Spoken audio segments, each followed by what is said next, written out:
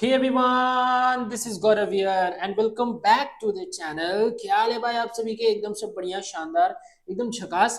तो देखो, इसके पहले मैंने कुछ देर पहले ही एक वीडियो अपलोड किया था जिसमें कि मैंने आप लोगों को बताया था कि अब जो है क्लास 11th स्टेट बोर्ड का और सीबीएसई बोर्ड का किस टाइप से इकोनॉमिक्स वाला वीडियो, एमसीक्यू वाला वीडियो अपलोड होगा।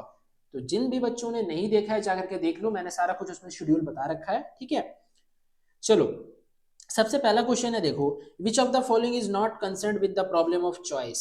कौन सा प्रॉब्लम ऑफ चॉइस के साथ कंसर्न नहीं करता है? तो वो है मेरा क्या, वो है मेरा option number A, excessive income.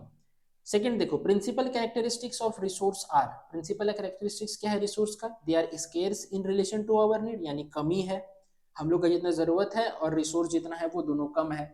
मतलब हम लोग का जरूरत के सामने रिसोर्स काफी कम है। दे हैव अल्टरनेटिव यूजेस, अलग अलग रिसोर्स का अपना अलग अलग इस्तेमाल है। बोथ ए एंड बी, यानी बोथ ए एंड बी होगा। विच of the following situation does scarcity arise. कब स्कैरसिटी अराइज होता है? यानी जब सप्लाई कम होता है, डिमांड ज्यादा होता है, ऐसा। यानी सप्लाई ज्यादा है, डिमांड कम है। नहीं, सप्लाई कम है, डिमांड ज्यादा है, इसका मतलब ये होता है। ठीक है, चलो।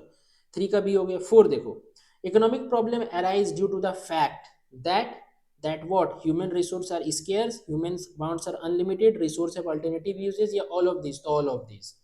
फिफ्थ वाला देखो, the resource for satisfying human wants are. जो रिसोर्स है ह्यूमन वांट को सेटिस्फाई करने का, वो क्या है? वो है लिमिटेड। ठीक है, लिमिटेड रिसोर्सेस, अनलिमिटेड वांट्स। तो रिसोर्स क्या है? लिमिटेड है। सिक्स नंबर देखो, scarcity of resources exist. Scarcity of resources कब कहाँ पे एग्जिस्ट करता है? माइक्रो लेवल पे, मैक्रो लेवल पे, या माइक्रो मैक्रो दोनों पे, या नन ऑफ दिस? तो सिक्स का हो जाएगा ऑप्शन नंबर सी, यानी micro as well as macro level. Seventh में क्या है? Positive economics involve statement which are. देखो, एक होता है पॉजिटिव इकोनॉमिक्स और एक होता है नॉर्मेटिव इकोनॉमिक्स। तो पॉजिटिव इकोनॉमिक्स क्या बताता है ना, पॉजिटिव इकोनॉमिक्स हम लोग को बताता है कोई भी जो स्टेटमेंट है वो वेरीफाइबल होना चाहिए, यानी वेरीफाई होना चाहिए, तभी जाकर के वो स्टेटमेंट पॉजिटिव इकोनॉमिक्स के अंदर में माना जाएगा। ठीक है,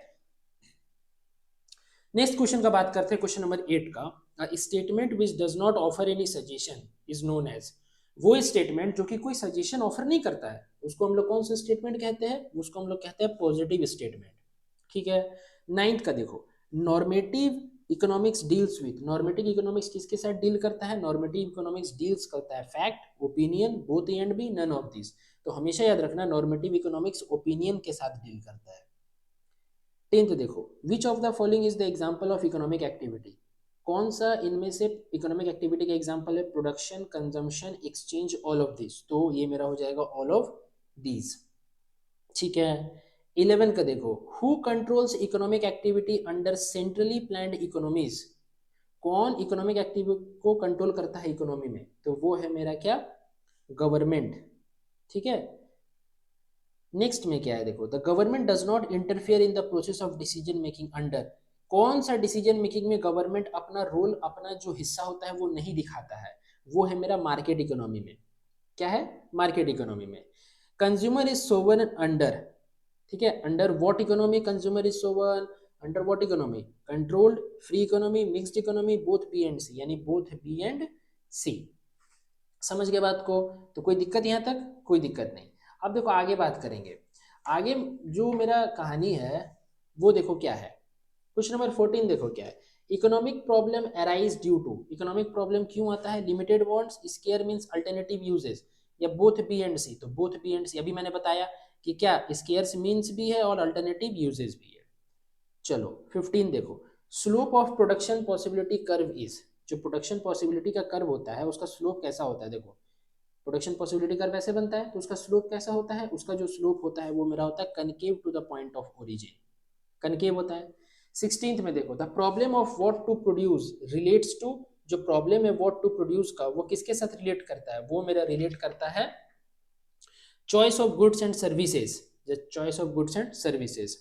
17th का क्या है देखो, which of the following is related to the problem how to produce. How to produce जो है ना, वो है चॉइस ऑफ टेक्नोलॉजी, यानी कौन सा टेक्निक इस्तेमाल करें। जैसे दो टेक्निक होता है, क्या क्या? एक लेबर इंटेंसिव और एक कैपिटल इंटेंसिव। तो कौन सा टेक्निक इस्तेमाल करें, इससे रिलेटेड हम लोग उसमें बात करते हैं। क्वेश्चन नंबर 18 देखो क्या है, increase growth of resources implies that production possibility curve. अगर रिसोर्सेस में ग्रोथ हो रहा है तो हम लोग पॉसिबिलिटी कर्व में कैसा इफेक्ट देखते हैं, कैसा इफेक्ट देखते हैं बताओ। हम लोग उसमें इफेक्ट देखते हैं शिफ्ट टू राइट, राइट में शिफ्ट हो जाता है। चलो क्वेश्चन नंबर 19 का बात करेंगे।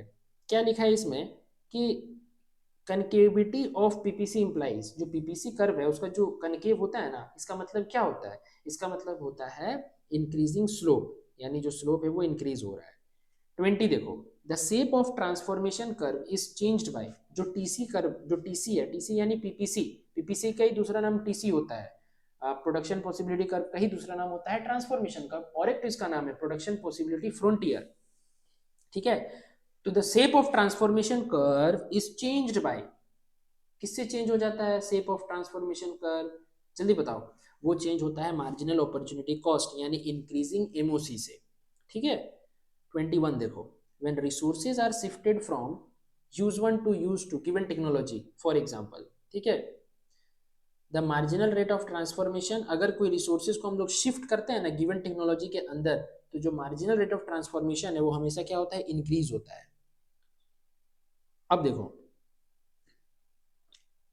output of good x decreases by 500 unit and output of good y increases by 500 unit. When some resources are shifted from the production of good x to good y, the marginal opportunity cost, marginal opportunity cost पता है कितना होगा, 1 होगा। कैसे करके sir, देखो 500 bye 500, ठीक है। थर्ड देखो, in which analysis can utility be measure definite number, कौन सा एनालिसिस में जो यूटिलिटी है उसको हम लोग 1 2 3 4 जैसा बताते हैं, वो है कार्डिनल यूटिलिटी एनालिसिस। और फर्स्ट सेकंड थर्ड फोर्थ यानी ordinal utility analysis. Ordinal concept of utility express utility in terms of level of satisfaction, 24 का बी। 25 देखो, want satisfying power of A commodity is called utility, ये तो बहुत easy है, कोई भी प्रोडक्ट अगर आपका वांट को सेटिस्फाई कर रहा है तो उसको हम लोग कहते हैं यूटिलिटी। 26 देखो, when only 1 unit of the commodity is consumed, जब कोई एक यूनिट कमोडिटी का कंज्यूम करते हैं तो उसको हम लोग क्या बताते हैं, उसको हम लोग बताते हैं mu is equals to tu, ठीक है। When marginal utility is negative, total utility falls यानी डिमिनिशिंग, ठीक है। टोटल यूटिलिटी क्या हो जाता है, टोटल यूटिलिटी डिमिनिश करता है, डिमिनाइसिस करता है। बी ऑप्शन, बी ऑप्शन हो जाएगा 27 का। 28 देखो, law of diminishing marginal utility states that when more and more units of commodity are consumed, marginal utility क्या, अगर लॉ ऑफ डीएमयू का मतलब क्या होता है, जैसे मान लो कि रसगुल्ला खाने का इच्छा है फॉर एग्जांपल, तो मान लो 4 पीस कोई इंसान खा सकता है रसगुल्ला, जैसे ही पहला खाएगा तो उसको बहुत ज्यादा सेटिस्फेक्शन होगा, जैसे ही दूसरा खाएगा तो पहले में जितना सेटिस्फेक्शन हुआ था उससे कम सेटिस्फेक्शन होगा, तीसरा जैसे ही खाएगा तो सेकंड में जितना सेटिस्फेक्शन हुआ तीसरा में और उससे कम होगा, यानी जैसे जैसे एक एक यूनिट प्लस होते जाता है सेटिस्फेक्शन का लेवल वैसे वैसे घटते चला जाता है, डिक्रीज होते हुए चला जाता है। तो क्या होगा, बिगिंस टू डिक्रीज, यानी ऑप्शन नंबर सी। 29 देखो, when total utility is maximum, marginal utility, जब टोटल यूटिलिटी मैक्सिमम होता है तो मार्जिनल यूटिलिटी होता है 0। 30 देखो, when TU is increasing at a diminishing rate, जब टीयू बढ़ता है लेकिन धीरे धीरे बढ़ता है तो एमयू क्या होता है, एमयू डिक्रीजिंग, ठीक है। 31 देखो, marginal utility of a particular commodity at the point of saturation is, कोई भी पर्टिकुलर कमोडिटी का मार्जिनल यूटिलिटी क्या होगा, पॉइंट ऑफ सैचुरेशन में, ठीक है। सैचुरेशन में अगर कोई भी प्रोडक्ट जो है वो मार्केट में बेचने में क्या कांस्टेंट हो गया है, यानी बस उसका कुछ ही नंबर ऑफ कंज्यूमर है, तो उस कंडीशन में मार्जिनल यूटिलिटी क्या होगा, उस कंडीशन में मार्जिनल यूटिलिटी होगा 0, ठीक है। लास्ट क्वेश्चन देखो, with the increase in consumption by 1 unit of the commodity, TU increases from 150 to 180, then marginal utility, TU कितना बढ़ गया, देखो 1 यूनिट बोला है, अगर कोई भी कमोडिटी 1 यूनिट से इंक्रीज कर गया तो टीयू इतना से इतना हो गया, तो मार्जिनल यूटिलिटी क्या होगा, तो एमयू का फॉर्मूला क्या है, delta TU by delta Q, तो क्वांटिटी में हो जाएगा 1 और टीयू में कितना हो जाएगा, ये डेल्टा का मतलब चेंज होता है, तो पहले 150 था अब 180 हो गया, यानी कितना चेंज हुआ 30, तो 30/1 दैट इज क्या 30, ऑप्शन नंबर सी।